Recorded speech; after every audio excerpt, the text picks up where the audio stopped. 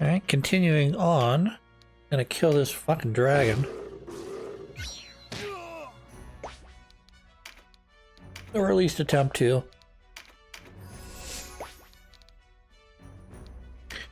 Once I get rid of the dragons on the left side, and I know there's 2 skeletons, but they're not as big of... They're not a concern to me right now, as they're not dragons, and they don't have a million HP, and I can also heal them and cause damage to them.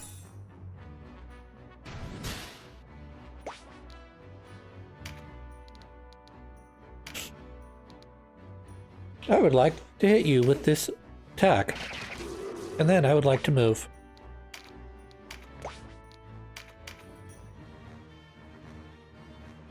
I don't really care about the stillness portion of this. Some of these guys are going to resurrect, that's okay. As they make their way across the board, I will kill them and then send them to the afterlife.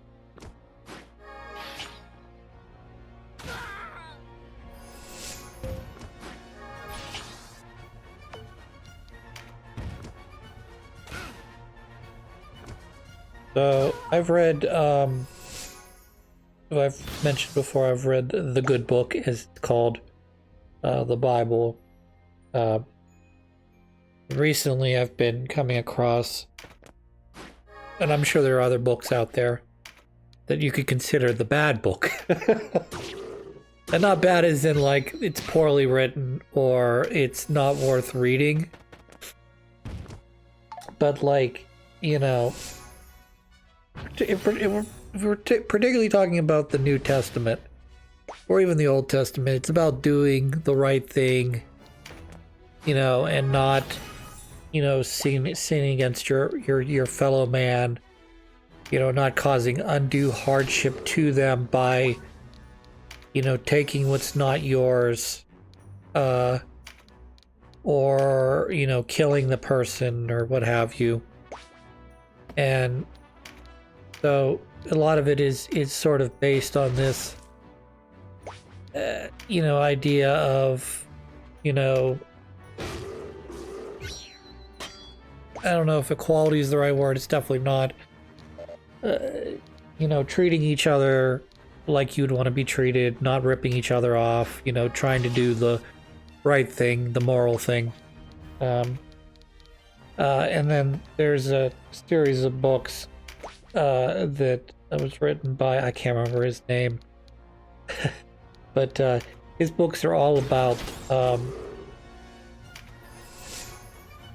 manipulation and, you know, doing what you need to seize power and etc. And some of that is, some of it has to do with the fact that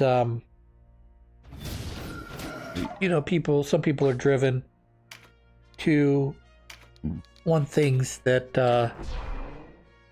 they think that they need.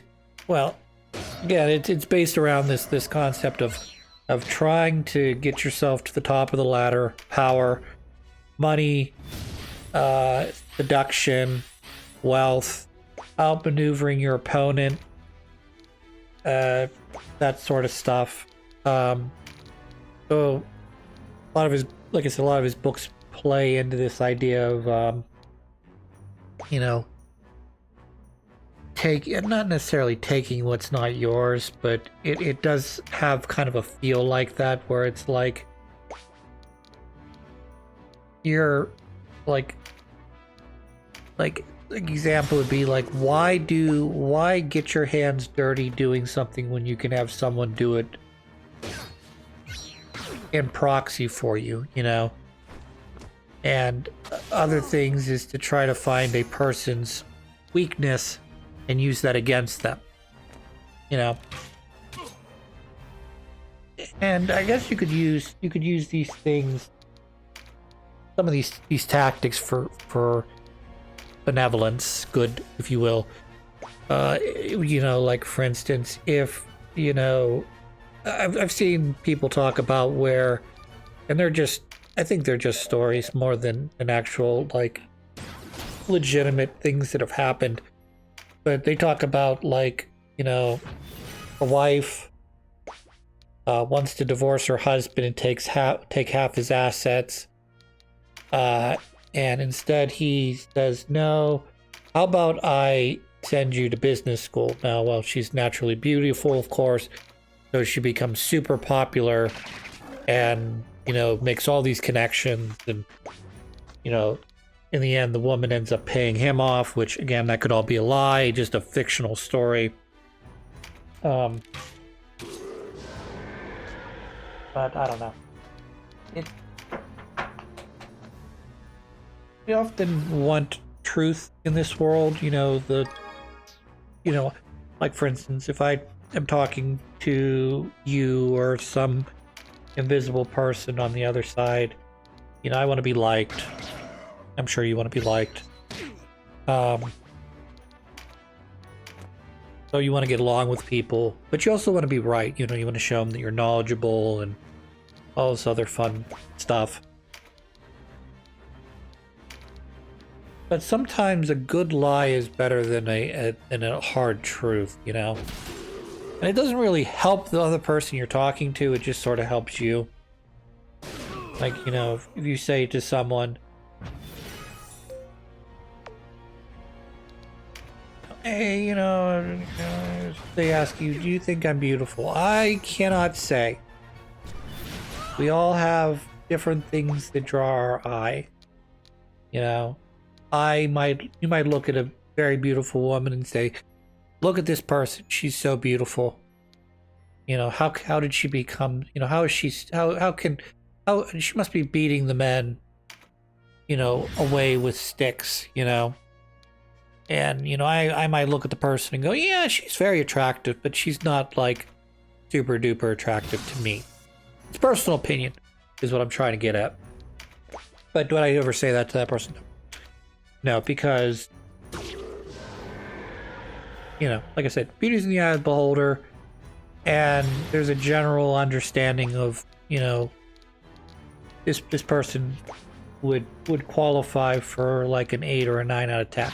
Okay?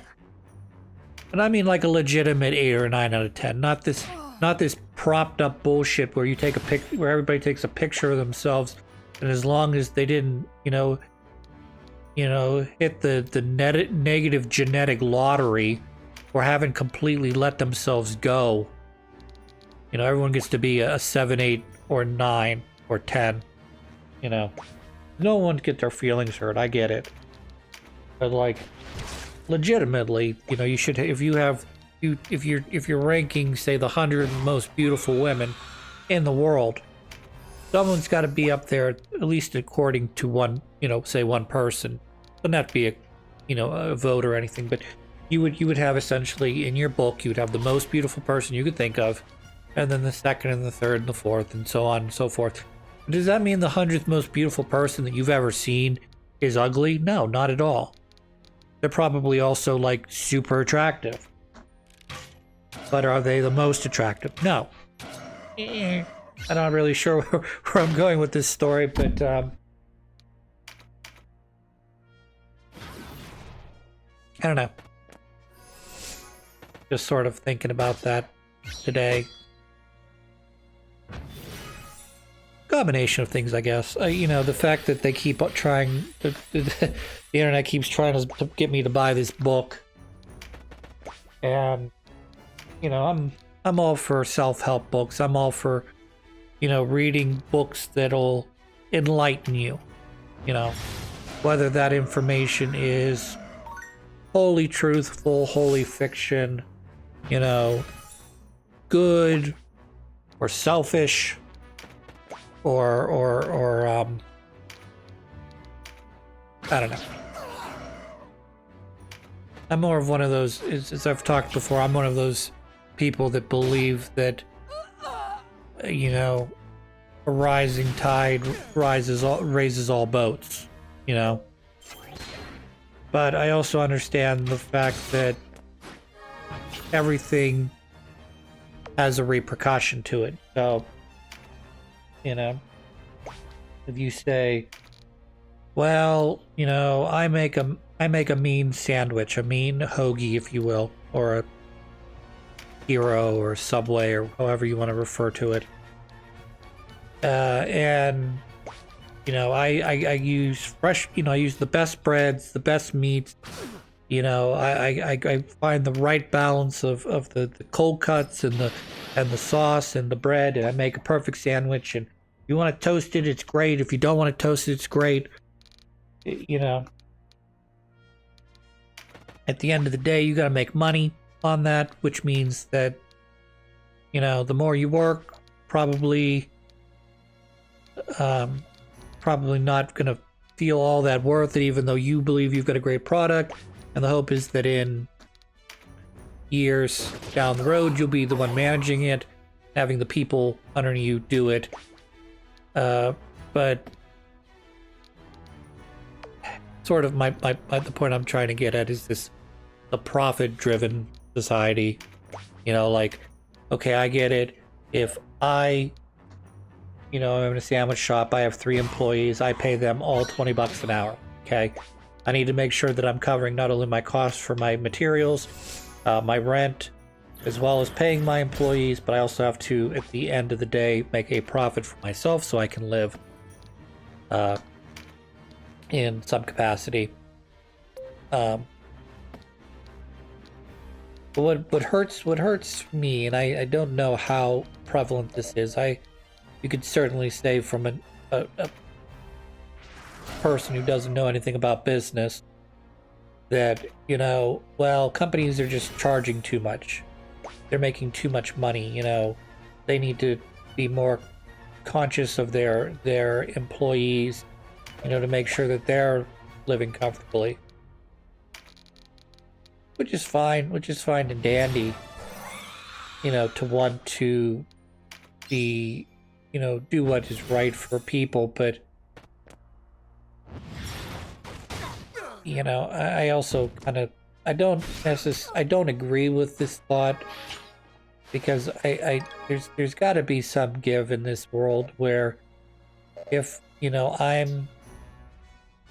if I'm making, say, $40,000 a year, you know, I'm better off than a lot of people. I'm worse off than a lot of people, you know.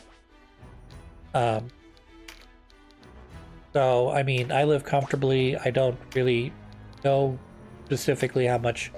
I know roughly how much I make after tax. I know how much I make after taxes, but like pre-tax, I'm not really 100% sure without looking at my W-2 forms or what have you. But my point sort of is this, is like, I understand business owners, they own the business, and the business may be worth $1 million or $1 billion, whatever, but that doesn't mean that they have $1 billion.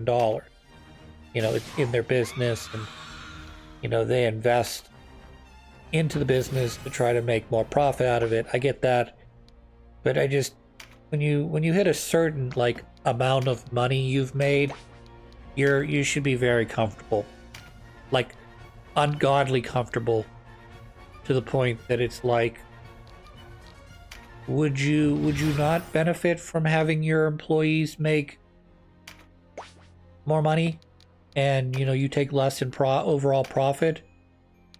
And I know for a fact the answer to that question is no, because it's a cycle thing where if my company is publicly traded, I want to give them as much profit as possible so that they can reap the biggest dividend, so that they keep their money invested with my company and don't move it take shares out of my company and move it into something that's more profitable. I get that.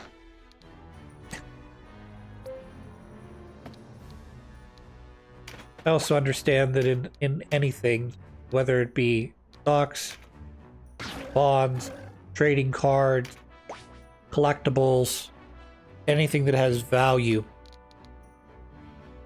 inevitably there's going to be a sucker somewhere. And that's not necessarily it's not a good thing, certainly, but it's not always necessarily a, like, someone always gets left holding the bill. You know, you're playing hot potato with an asset until ultimately someone's left holding the bag and they go bankrupt. And I'll give you an example. You have a car, you drive that car around, you get use out of it, okay? Obviously, you're putting money into it, gasoline, oil, tire changes, maybe some repairs here and there, I don't know. And, you know, of course you bought it, so it's expensive to start out with. And then you get to use the car for however long you want to keep it, or you can keep it.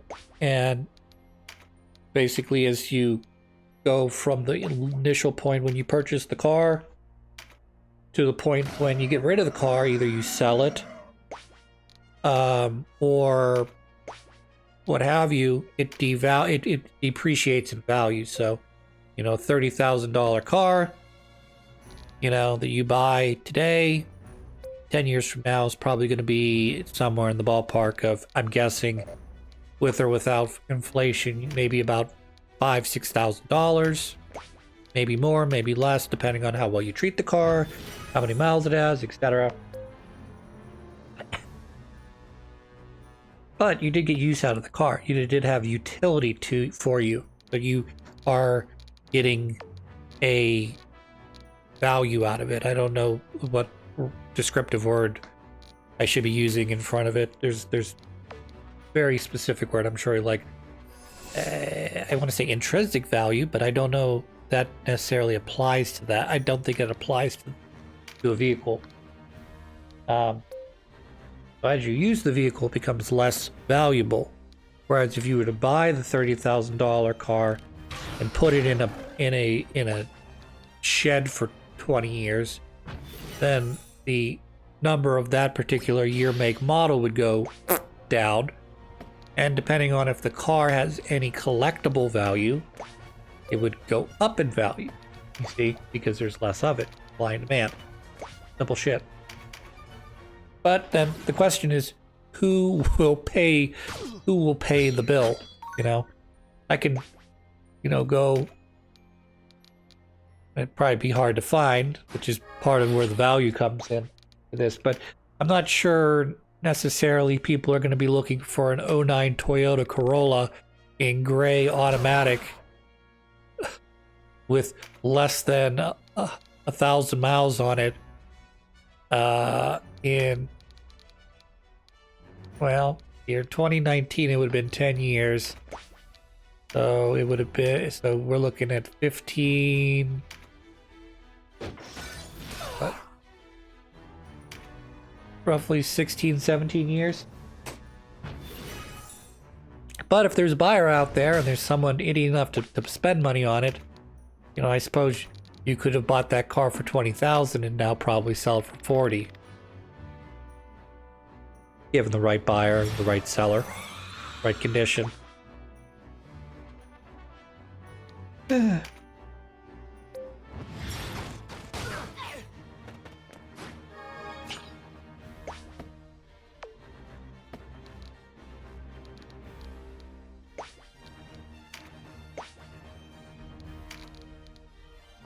one of the things you do have to watch out about is things go in cycles. So, you know, not that you can't invest your money in a well-known thing like a McDonald's or an AT&T or a Coca-Cola and not make good money off of it, but they tend to have their ebbs and flows where, you know, you start out with something like a, I don't know, like a Google is sort of an easy example right now.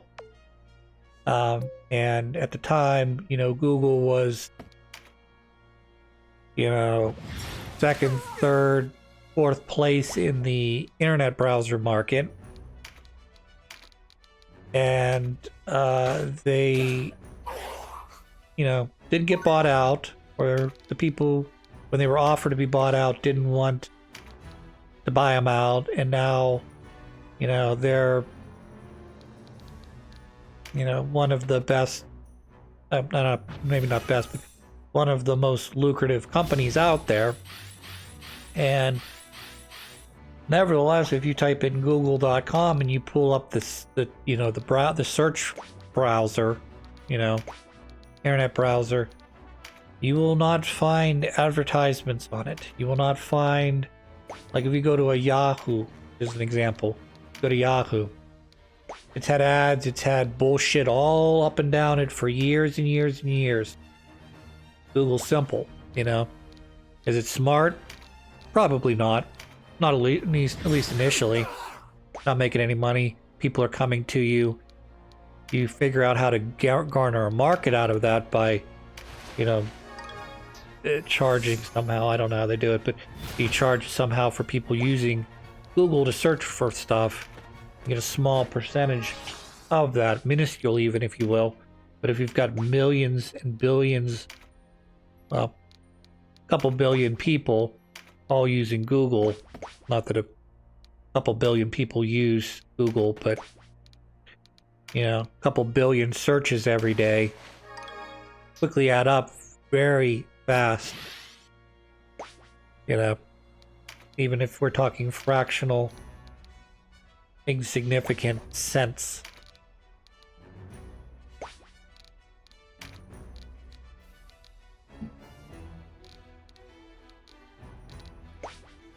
But again, back to the point, like things that are popular now may not exist in 10 years. And things that barely exist now on our radar, they may be the next hot shit. And I understand that's what everybody wants. Everybody wants to win the lottery. They like to, put the $3 or the, what's the Powerball? I think, what is Powerball, a $2 per number, or is it more than that? I think Mega Millions is like $5 or something ridiculous like that. But anyways, everyone wants to put in the minimum amount. You want to put in your $2 for your one Powerball set of numbers, and you want that number to hit. You know what I mean? Or you want to put in your $2, $5 scratcher and scratch it off and win $1 million for life.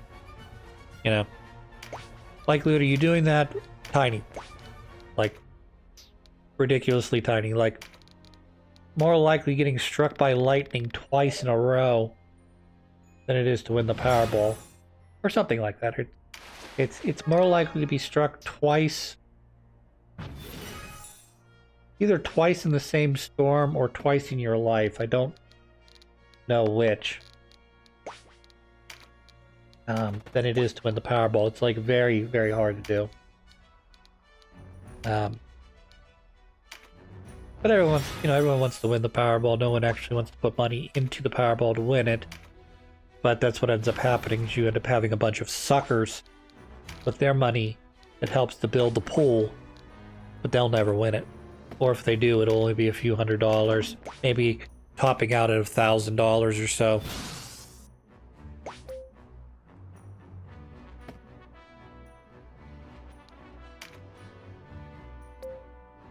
What else? And then what's valuable, in terms of buying and selling, what's valuable today could, very much not be valuable tomorrow. Examples, I guess I could give you really simply from when I was alive was Beanie Babies. Particularly first gen Beanie Babies. I'm sure they're still I'm sure the first gen stuff's still valuable. But people believe that, like, the Princess Diana bear, which they printed a godzillion of these fucking things, to the point that even as a child I was able to find and purchase one. I think I spent like $20 on it at the time, which was more expensive than your typical Beanie Baby was at the time. But like, it wasn't like $100 or $1,000 or $10,000. It just, they were collectible. They got hot. They died. Another one probably more recent that maybe I'm wrong. We'll see in the future. But, Funko Pops. That's something that I feel like got really hot. People thought they could make money on it. It sort of faded off. Pokemon cards, current one. You know, a lot of Pokemon card scalpers out there. You know, they're buying up the new packs to try to pull the ultra rare whatever card. I find it. I always find it sort of strange that the hardest card to get in the original pack of original set of Pokemon was a Charizard. I don't know if it was I don't know if they had shinies at that point, like a holographic Charizard or not, but I remember Charizard being the hardest card to get out of that pack, and now they're trying to get some sort of hollow something Charizard in the current pack. I don't really understand, but it's fun. It's sometimes fun to watch those people. There's a guy that's made a probably very successful at this point YouTube channel, just doing little shorts called "Should I Open It or Should I Leave It Sealed?" And he just basically goes in and he opens up a pack, and he does this like 30-second video where he intentionally puts the rare card at the far back, and then he goes through them, and like you see like how much each of the cards is worth.